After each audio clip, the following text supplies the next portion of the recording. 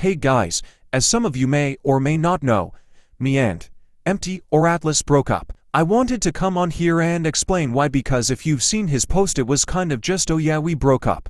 I'll explain the events leading up to our breakup and why I wanted to break up with him. Quick disclaimer, I mean no hate towards Atlas, or as some might know him as, Empty. I'm not trying to put you against him, I'm just trying to explain why, because it might be confusing for some. I'm gonna explain some things really quickly. Due to his situation with his parents, he has to use his old phone to contact me since he doesn't want to get caught talking to me, which is completely reasonable in my opinion. What started to be the problem was when he would tell me he wouldn't charge his old phone or that it was about to die. A few months back I did the TV girl trend, which was a trend where you draw you and your partner's eyes together.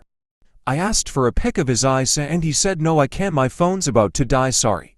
It was fine at the time because I found a picture and used that, but I was kind of hurt. It was partially my fault for not expressing these feelings, but as a people pleaser and shy person, I figured it was reasonable and wasn't worth a possible argument.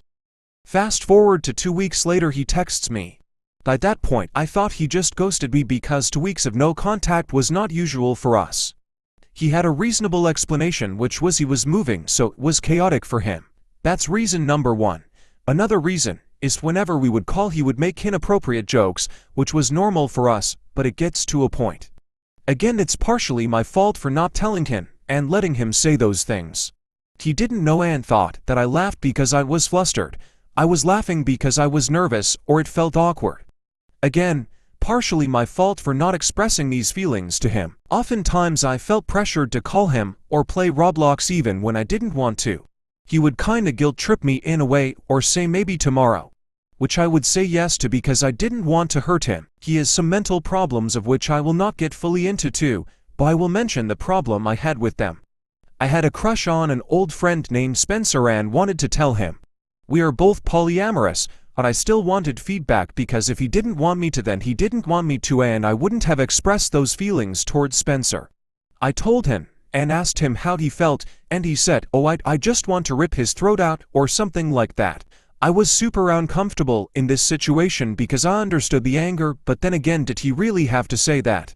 There were times he would tell me dark thoughts of which I will not elaborate on since it's his privacy.